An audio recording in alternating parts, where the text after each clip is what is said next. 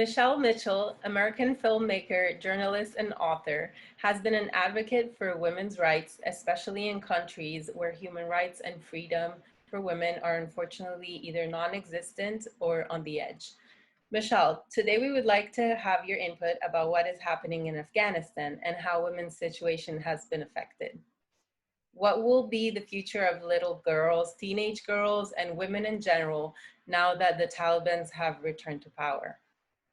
Well, first of all, thank you for having me on. I hope that I can adequately answer these questions. There are so many people who are so much smarter than me when it comes to these issues, and so I hopefully will be able to be competent. But when it comes to Afghanistan and the future of the little girls, the teenagers, the women, I think that's our big question right now. And we have now heard everything from, oh my God, they all need to get out, to, oh, it'll be fine. The Taliban's saying that they're going to allow certain things. But what I would point you to is something that just was made public about 4 hours ago. And that was the very well respected anchor woman for the state.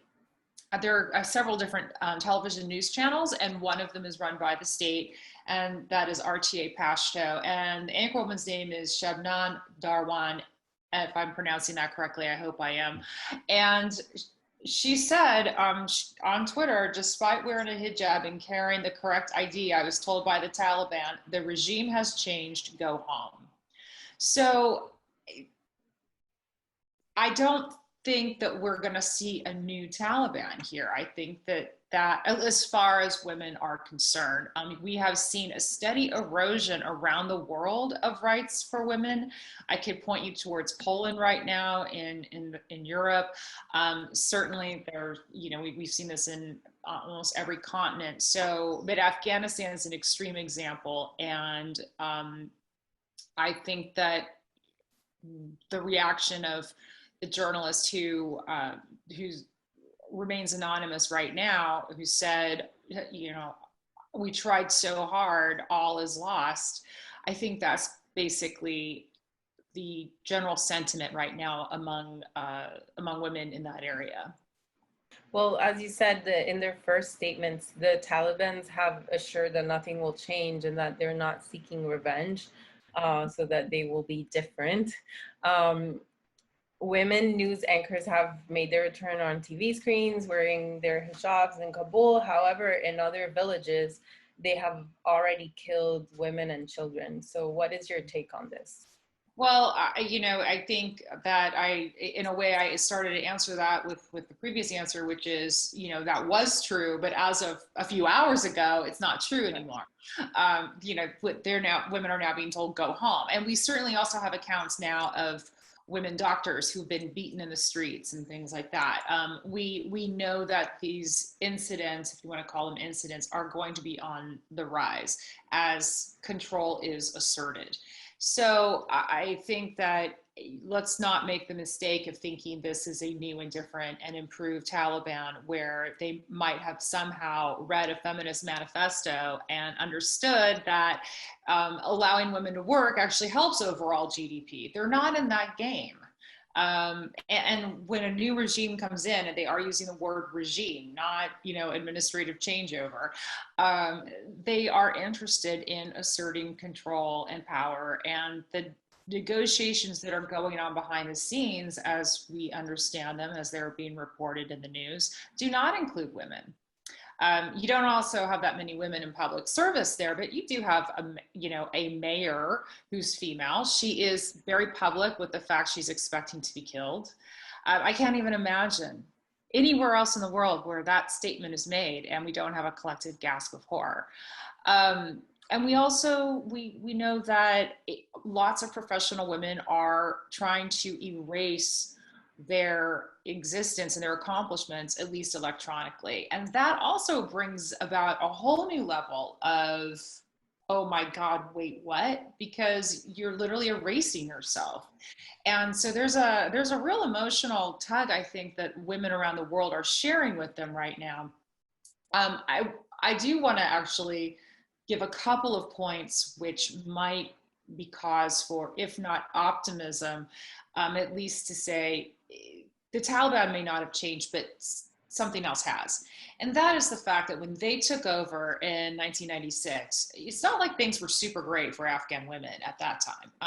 We talk about at one point, Afghan women wore Western clothes, they went to school, they had jobs, but that was a very small slice of a very, very wealthy Afghan women had those privileges, right? And we have to look at those as privileges. Most Afghan women did not have access to those kinds of educational opportunities and job opportunities, and certainly not the ability to assert themselves in a public way. Now, we are 20 years after creating many of those possibilities for them. So you're 2-3 generations now that have had a certain type of access to knowledge and if not power, certainly some control, right? Or at least presence. They're able to be present and acknowledge publicly as a presence. So that doesn't just get turned off overnight, right? And also, what also didn't exist in 96 was the internet. And now most people, even in Afghanistan, have phones. And well, maybe the Taliban could turn off access to the internet, but there are whole systems that are in place now where there are educational opportunities and possibilities of work and all of those things that are underground, and those are delivered electronically. And there are lots of organizations right now working very, very hard to bring those opportunities out to Afghan women and girls. So I don't think even with the very best efforts of the Taliban that those things go away overnight. I think that things may have fundamentally shifted in a tiny way, maybe not in a big way, but at least in a couple of tiny ways. It may not go back exactly to how it was in 1996. So do you think that the Taliban are making these statements because they know that times are different and they won't be able to manipulate the population the same way now that they have access to the internet, and that women have had access to education and are much more listened to and considered in society compared to 20 years ago? I wouldn't suppose that I could ever get in the mind of how the Taliban thinks. Because that is just so far off from anything that would ever enter my brain. But, I think that we should never underestimate the hubris of the victor.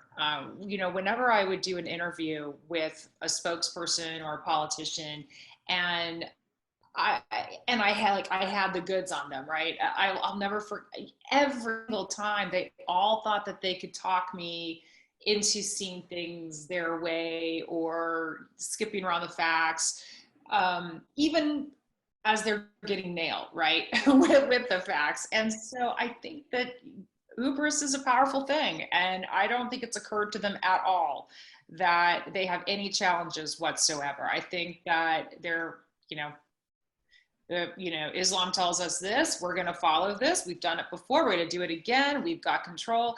And there's, really nothing about how everything is structured over there in Afghanistan that wouldn't lend itself to enforcing that point of view for members of the Taliban. I mean, men have look at the peace negotiation that happened. We know, because there are many, many, many academic studies that show this, that if you want a peace negotiation, a peace agreement to succeed, you should include women. The percentage goes way, way, way up. And yet maybe 3% of the time women are involved. And everyone's pointing to the peace negotiations for Afghanistan as an example. There was one woman there and she wasn't allowed to say anything. So, this is, in a lot of ways, for the Taliban, I'm sure that they're a little worried about the PR optics, maybe sometimes, but they're coming in and they're going to try to take control of the assets and get the levers of power in their hands and go from there. They're talking to everybody but women right now. Let's put it that way. Well, thank you, Michelle. Is there anything else that you'd like to add? Well, yeah, you know, we always ask ourselves, what can I do? And there is something that you can do. If, you know, you're listening to this interview, then you are concerned about what's happening to women in that country, and also maybe the women who helped different nations that happen to be there, like the United States or the UK, France, Australia. I mean, there were many, many, many countries that were in Afghanistan, whether it's with ISAF or other forces, where you had somebody who was translating for you, or maybe you know, bringing you coffee or any of those things. Those are the people that the Taliban are going door to door trying to find. And you can put pressure on your government and on different organizations. We know that a very publicly went out from Afghan women who work for the World Food Program. And that program's out of Rome. And they've got on their splash page right now, on their homepage right now, they actually are asking for donations to help their food programs in Afghanistan. Meanwhile, we know that they need to get those women out. They're very publicly pleading to get out. So I would say contact the World Food Program and tell them they have a responsibility to their staff. Contact your government, contact the United Nations. You know, if these folks worked for all of us when we were in their country, and we now know that they're a target, we have a responsibility as fellow human beings to get them out of there. Thank you, Michelle. Thank you.